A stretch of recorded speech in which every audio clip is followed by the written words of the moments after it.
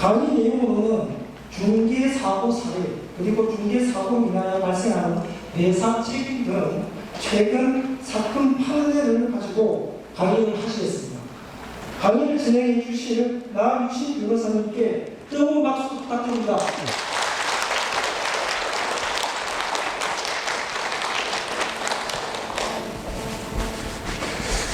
네, 반갑습니다. 나유신 변호사입니다.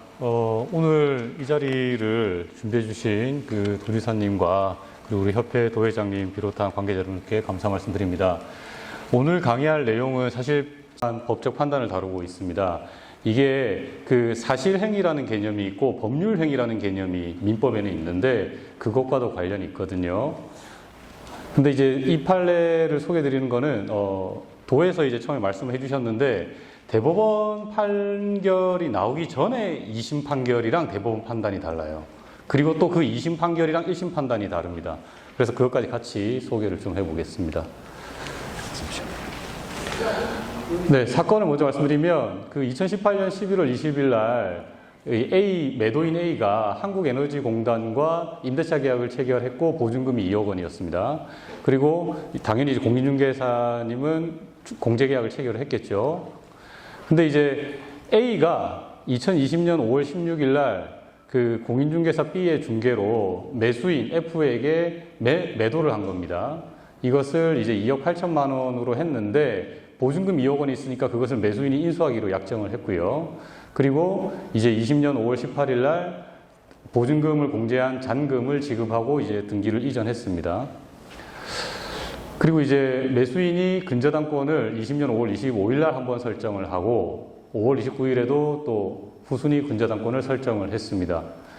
그런데 이제 안 갚았죠. 그래서 경매가 진행된 건데 문제는 이제 이 경매 절차에서 그 임차인인 한국에너지공단이 그 배당을 제대로 못 받은 거예요. 아마 이제 그 사실관계를 설명드리면 너무 복잡하기 때문에 그거는 제가 뺐습니다, 일부러. 그래서 공단에서는 그 보험사에다가 보험금을 청구를 해서 이제 보증금을 회수를 했는데, 그러니까 당연히 보험사가 임대인 측에게 구상을 했겠죠. 그런데 여기서 중요한 거는 매수인이 아까 인수를 했다고 했는데 매수인한테 구상금 청구 소송 제기한 게 아니고 원래 임대차 계약을 체결했던 매도인한테 청구를 한 겁니다. 그래서 결국에는 이제 매도인이 패소를 해가지고 보증금액에 그 구상 이자까지 포함을 해서 다 지급을 하게 되었죠. 그리고 이제 이 경매 사건에서 매도인이었던 A가 채권 신고를 해서 배당을 일부 받았습니다. 그래서 그 최종적으로 매도인이 손해봤던 게 이제 1억 3천만 원 정도가 되는데, 그러니까 이제 당연히 매도인 입장에서는 중개사가 중개를 잘못한 거 아니냐, 그러니까 매매 계약 중개를 할 때 뭐 설명 잘못한 거 아니냐 이렇게 생각을 해서 손해배상 청구가 들어왔고요. 주장을 했던 게 이 매매 계약 자체가 비정상적인 거래라는 것을 왜 공인중개사가 적발하지 못했느냐. 그 다음에 그 당시에 그 한국에너지공단이 대항력이 없었던 모양입니다. 그거 제대로 설명 안 해주었다. 그 대항력이 없는 임대차에서는 소유자가 바뀌더라도 새로운 소유자가 임대인의 지위를 승계하지 않습니다. 대항력이 있는 임대차랑 다른 거예요. 그러니까 만약에 매수인이 인수하는 조건으로 계약을 체결했더라면 매도인인 내가 이 임대차 보증금 반환 채무에서 완벽하게 벗어날 수 있도록 면책적으로 채무를 인수하는 계약이라고 매매계약서에 특약을 하든가 뭘 썼어야 되는 거 아니냐. 근데 왜 그거를 공인중개사가 안 알려줬냐. 뭐 이런 걸 따진 겁니다. 그러니까 이제 협회를 상대로도 손해배상 청구를 같이 제기를 했고요. 근데 이제 공인중개사와 협회는 당연히 이렇게 주장했죠. 아니, 그거야 변호사한테 가서 물어봐야지 중개사인 내한테 어떻게 물어보노. 그러니까 중개 행위의 범위를 벗어난 법률적인 판단 의무까지는 없지 않느냐, 이걸 다툰 거예요. 법원은, 1심 법원은 당연히 이제 공인중개사와 협회의 손을 들어줬어요. 그러니까 임차인의 대항력 유무, 그 다음에 그런 법적 효과, 아까 제가 말씀드렸잖아요. 임대인의 지위 승계 안 된다고. 그런 것들은 중개사가 중개하면서 설명을 해야 될 그런 행위에 포함되지 않는다, 이래 본 거예요. 그 다음에 이 매수인이 이런 식으로 거래를 하는 사람이라는 것만으로 그 비정상 거래라는 것을 어떻게 하느냐. 그 다음에 결국에는 이 공인중개사법 25조 1항에서 말을 하고 있는 이 책임은 이 사건에서는 적용되지 않는다. 그 다음에 제일 중요한 거는 네가 임대를 했던 거 아니냐, 매도인. 그러니까 매도인이 임대를 했으면 당연히 임대차 계약 승계가 어떻게 될 것이라는 것은 당신이 제일 잘 알지 않느냐, 이렇게 본 거예요. 매도인이 당연히 항소를 했죠. 근데 2심에서는 이 매도인 원고의 손을 일부 들어준 겁니다. 그러니까 책임이 있다고 본 거예요. 그 이유가 면책적 채무 인수의 불가능성을 공인중개사가 예상하고 설명했어야 하고, 그것이 결국 공인중개사의 주의 의무 위반이니까, 다만 이 원고도 자기가 계약 당사자로서 그런 걸 확인을 안 한 과실이 있으니 손해액수의 50%만 책임을 져라, 이렇게 나온 겁니다. 그래서 이번에는 협회랑 공인중개사가 대법원에 상고를 했죠. 결론은 파기환송인데, 파기환송은 뭐냐면 2심 판결이 잘못됐으니까 그 판결을 없애고 환송, 2심 법원에다가 다시 돌려보내는 거예요. 그러니까 다시 판단하라는 겁니다. 이유가 뭐냐면 공인중개사가 중개하는 행위는 민법에서 말하는 행위 중에서는 법률 행위가 아니고 사실 행위라는 겁니다. 그러니까 이 법률적인 법률 사무는 공인중개사가 할 일이 아니라는 거예요.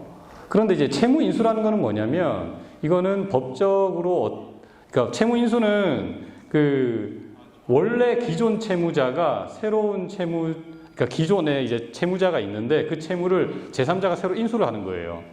그러니까 이런 걸 판단하는 것은 법률 사무이기 때문에 공인중개사에게 그것의 성격까지 파악을 해서 당사자에게 설명할 의무가 없다고 본 거죠.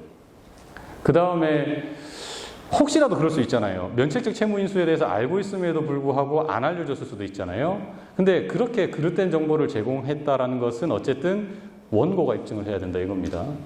그래서 지금 파기환송심 재판 중이고, 제가 들어오기 전에 확인을 했더니 9월 20일인가 첫 재판이 열렸던 것 같은, 죄송합니다. 9월 20일자로 파기환송심에 접수가 되었는데 아직 재판 날짜가 안 나왔어요.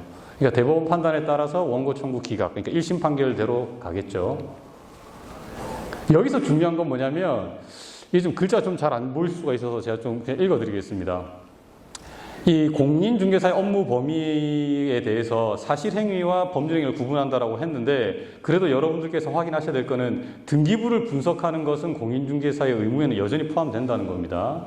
그 다음에 이 주의의무 범위에서도 면책적 채무인수, 채권 양도 이런 건 좀 복잡하잖아요. 그러니까 그런 거는 법률 전문가한테 자문을 다시 구해라고 안내를 해줘야 됩니다. 그 다음에 이제 이 거래가 정상적인 거래인지 아닌지는 외형적인 특징만으로는 확인이 불가능하다는 거고, 그 다음에 이제 손해배상 책임은 결국에는 이 인과관계라든가 이런 것들이 다 없다라고 우리는 주장을 해야 합니다. 예. 그래서 제가 이제 이게 공인중개사 책임을 인정하지 않은 대법원 판례긴 한데, 안심을 하면 안 되는 게, 이 어떤 게 사실행위이고 어떤 게 법률행위인지 사실 변호사인 저도 구분하기가 어렵거든요. 예를 들어서 말씀드리면, 내가 저 사람한테 돈을 빌렸다, 이거를 갚는다. 갚는 행위 그 자체는 사실행위입니다. 변제는 사실행위예요. 근데 내가 저 사람한테 채무를 지고 있다, 이거는 법률행위예요. 이거 어떻게 구분하겠어요, 현실적으로. 그러니까 안전하게 거래를 하려면, 그래서 결국 이 물건과 관련해가지고 공시되는 권리관계와 공시되지 않는 권리관계, 그 다음에 계약하는 당사자들이 어떤 특약을 요구하는지를 일단은 좀 잘 정리를 해 놓으셔야 됩니다. 그리고 그걸 잘 모르겠으면 법률 전문가한테 이제 상담받을 것을 권유를 하시고, 권유했다라는 거를 이제 결국에는 계약서에다가 쓰거나 중개대상물 확인 설명서에 써놔야겠죠.